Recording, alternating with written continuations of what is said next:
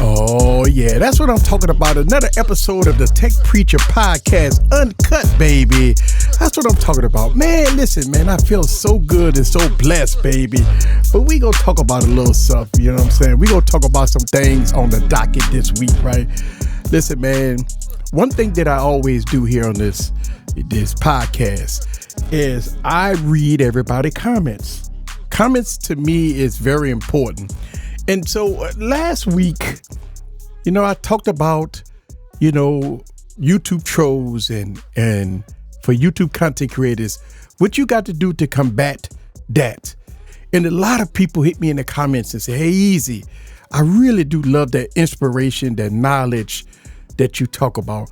Keep preaching on those type of aspects because that's positive. Look, I went into a rant last week and I talked about don't let nobody outside on the internet influence you to quit this game. Think about it, right? You would never let nobody influence you to do something that you don't want to do. And a lot of people do. A lot of people allow people to influence them to do things. And that's horrible. And it shouldn't happen that way. So look, man, I want to touch bases a little bit on YouTube. I also want to talk about my thoughts about all these rumors and stuff about the Galaxy S24 series of devices. And we go in with a positive note, as I always do, as I always try to do on these podcasts. Remember, these podcasts is uncut, unscripted. It's stuff that I listen to you guys. There's things on my mind I just want to just talk about. All right, so look. Let's talk about this YouTube stuff, right? Last week, I touched bases on how YouTube content creators have full control over their YouTube channels. You, as a content creator, you don't have to deal with unsavory characters.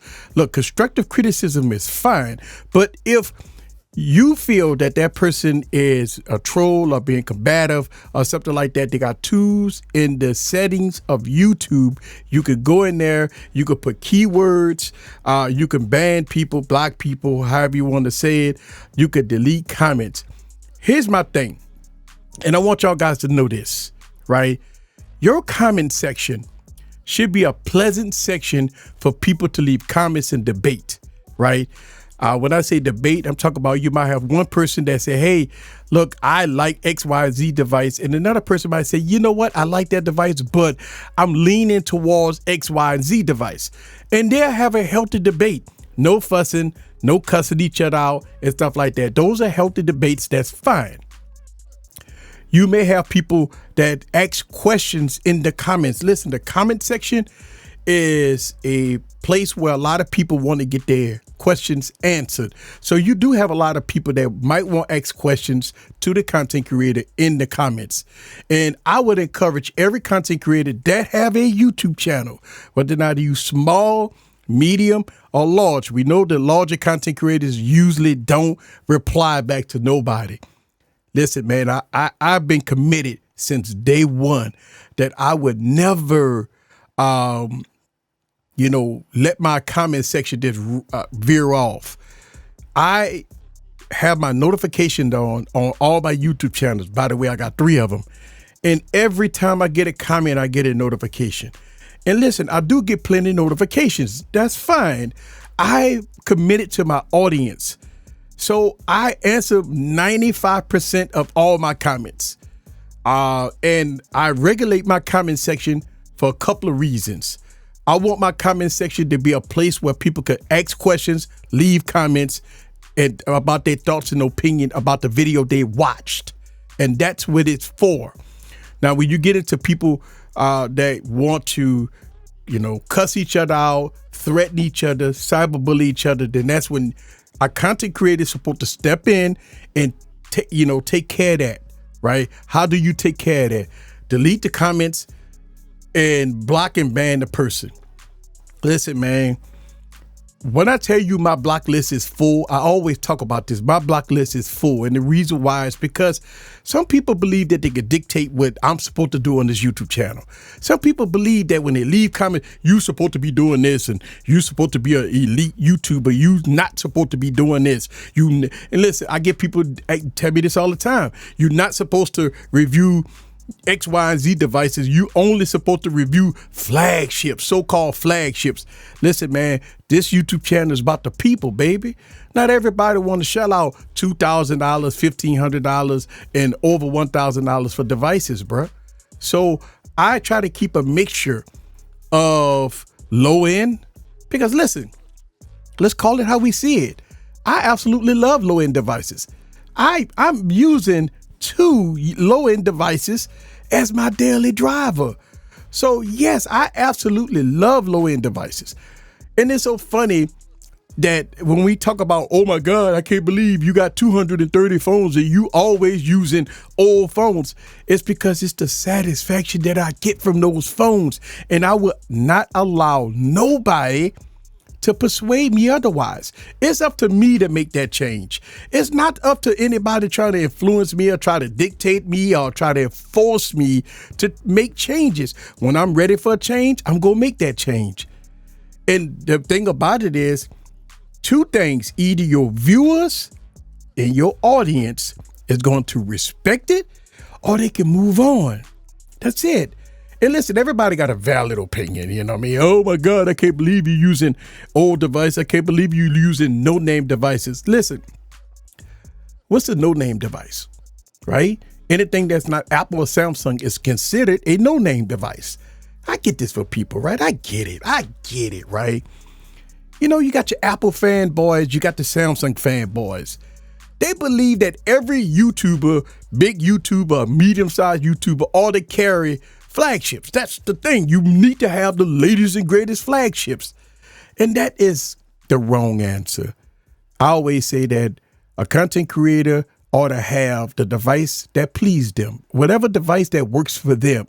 It doesn't have to be the latest and greatest. Well, listen, we talk about this a lot, man. I don't know how many times I have to express that. Don't worry about what some people tell you, that you're a peasant or you broke, that you don't have the latest and greatest device. What is the latest and greatest device, right? A device that take away features, right? Let's go back down the memory lane. We had SD cards where you was able to put your music and movies and everything else in between on that SD card. And you could take that SD card out of the device and switch it from device to device and enjoy your tech. Guess what? That's all gone. Now they starting you off with 128 gigs of storage on most devices, right? Or 256 gigs. But I remember you was able to put 500. Listen, you could buy a 128 gig device, right, for cheap, and go get a SD card and put it in that device and be gravy, baby. But now what the companies do, they manipulate people to buy into the 512 gigs and the 1 terabyte gig. And the reason why is because they took away features. So when people say, you know what, I'm going to rock devices till the wheels fall off because it's working for me, it's those features that they want. And those newer devices don't have it. Let's call it how we see it. Headphone jack. If you like wired headphones, listen, I listen to all my audio wired, right? Because I want the best sound, period. But guess what? If I use an iPhone, I got to go get a dongle. If I use a Galaxy phone, I got to get a dongle. But back in the day, you didn't have to get a dongle. You just plug it right on in and you listen to your quality sound on your device. Well, a lot of people say, well, it's about the power. When I get into my next thing about the Galaxy devices, Samsung came out with this theory that we're going to give you an overclock processor with the S23 Ultra. We're going to give you the most power in the world. We got the S24 coming up in next month, but we want to give you all the power in the world. So everybody ran out and they got an S23 Ultra, the S23 series of devices, because they want that chip made for Samsung. They want all that power. And what are you doing with that power? Most people opening up social media. They might be texting, making phone calls, watching videos. So what you going to do with 90% of the power that you're not using? Because if you go on the social media, if you watching videos, if you texting, making phone calls, you're only using 10% of the chip. So what are you doing that requires you to use the other 90% of that power on that chip? Because you want the latest and greatest, you want all that power, but what are you doing with that power? Are you Photoshop? Are you editing 4K videos? Are you doing multiple monitors? Are you using desktop mode with multiple monitors? Are you using remote servers? Or what are you using to require all that power? Well, a game. Listen, man, don't you know, and listen, I think a lot of people get caught up in this hype. Don't you know that most of your apps in the App Store is you can run it on older devices, right? It's optimized to run on older devices. So this is one of the reasons why you see a lot of people running older devices. Like I got a Razer Phone 2, right? A Razer Phone 2, and I could run any game in the App Store at high settings because it's optimized for devices. So just because you got all that power under the hood, the same game that you playing on your high-end device, I could play that same game on a mid-tier device. You see what I'm saying? And have the same experience. Let me say that for the people in the back. I could play Call of Duty Mobile on my expensive $1,500, $1,600 phone. And I could play Call of Duty Mobile on that $400 phone and have the same experience with no drop frames and everything else in between. We've proved it. How many listen, I got almost 3,000 videos on my YouTube channel. How many gaming reviews have I done proving that, yes, you could play these games on these budget devices, these so-called peasant devices? I've made video after video after video showcasing that, yes, you could play high-end games on mid-tier devices with no problem. Well, a lot of people say, well, I'm running into slowdowns and hiccups and it's lagging out on me and stuff like that. It's not the device fault, by the way. Sometimes it's not the device fault, people. Sometimes it's your fault. Sometimes, when I hear people say my phone is lagging out, my question is, when the last time you rebooted the phone? Have you have your phone rooted? Have you put custom ROMs on your phone? Do you know how to put custom ROMs on your phone? Are you just following some hype on XDA developers? You want to tinker around with your device. You have no clue of what you're doing on the device, but you messing up everything on your phone, but you want to go on social media and complain about your device is slow and stuff like that. Listen, make sure when you go on social media complaining about phones being lagged out and slow, make sure you let everybody know what you've done. Or what you haven't done. That's the whole thing. We always get half the stories. People talk about phones lagging out. Listen, man, I got over 230 phones, baby. Man, I don't have no laggy phones. Come on, man. Listen, man. Listen. If I pull out a 2015 phone, obviously it's not going to be as fast as a 2023 phone. Don't kid yourself. Don't be naive and clownish to think that a 2015 phone is going to be as fast as a 2023 device. That is dumb. If you think that a 2015, a 2016, or 2020 device is going to be faster than the 2023 device, you don't know technology.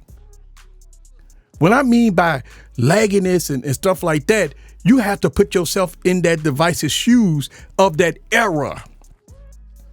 If you have a 2020 device and it runs great, obviously a 2023 device is going to be faster. It's going to do tasks a little better than a 20, because technology have evolved, it got better.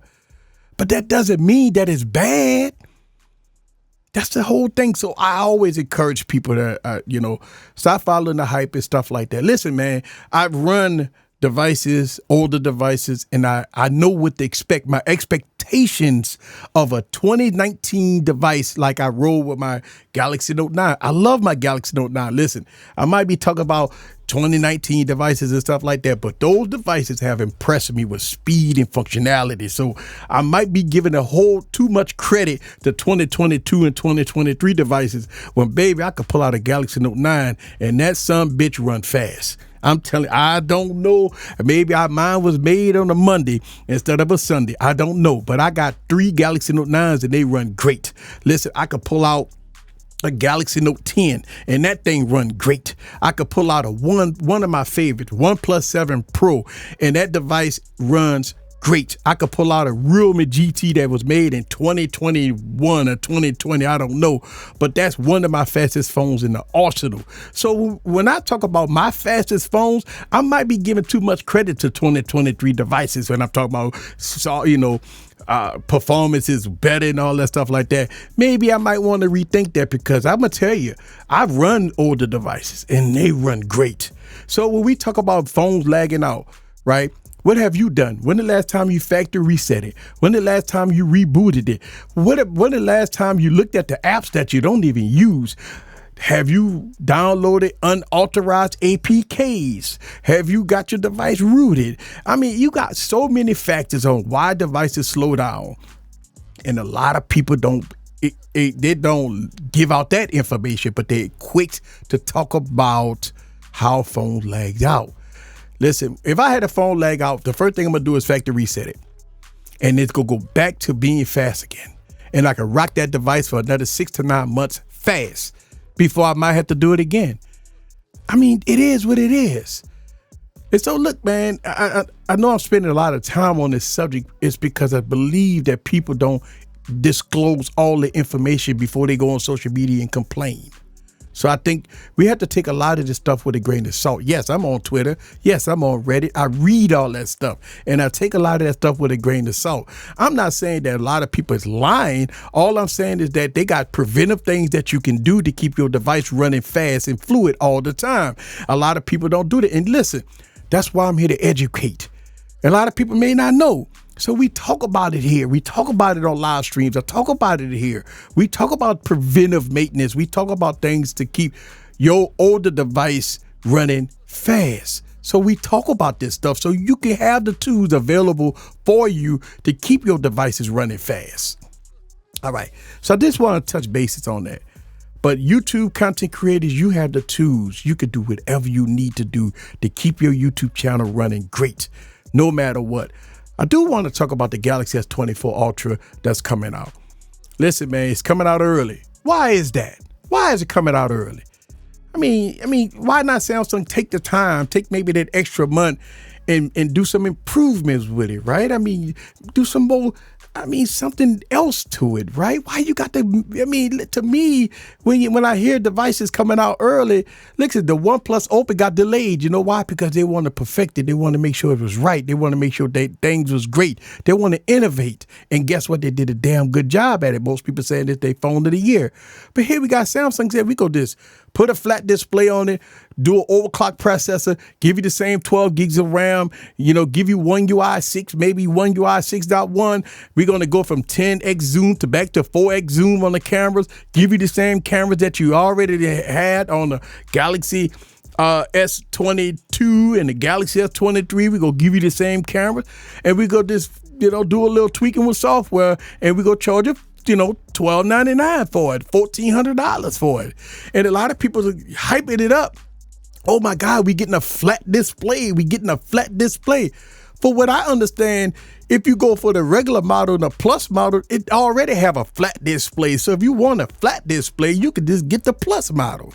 So by them putting a flat display on the Ultra means shit to me. That ain't innovation. That ain't nothing. Like that. I mean, a lot of people running away with this flat display shit that, it's killing me, because I'm saying to myself, okay, flat display. Oh, all right, that's cool. I ain't tripping about the flat display, but that ain't innovation, though. A lot of people say, well, what do you want them to do? Well, fuck, man. Every year they come out with the same fucking phone. Of course I want a little something different. Of course I want to see something different. Going from a curved display to a flat display ain't shit.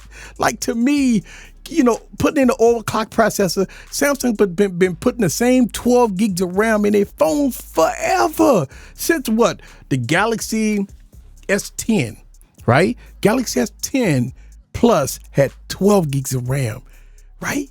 Galaxy Note 20, we going all the way back to the Galaxy S10, right?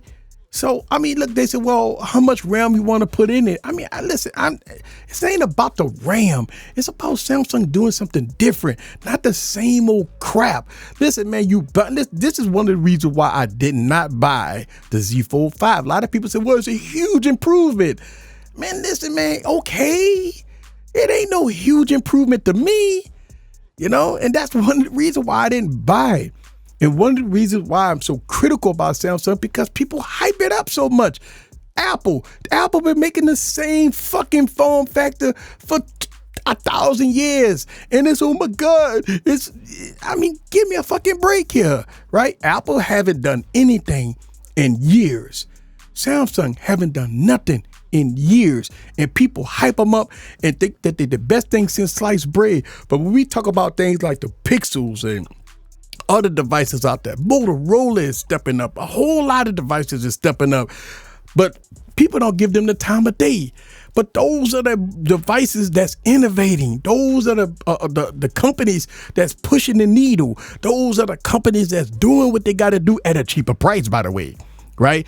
But we don't give them a chance. And this is why I blast Samsung and Apple for all the bullshit that they do. And I will continue to blast Samsung and Apple for all the bullshit that they do every freaking single year until they get themselves together, baby.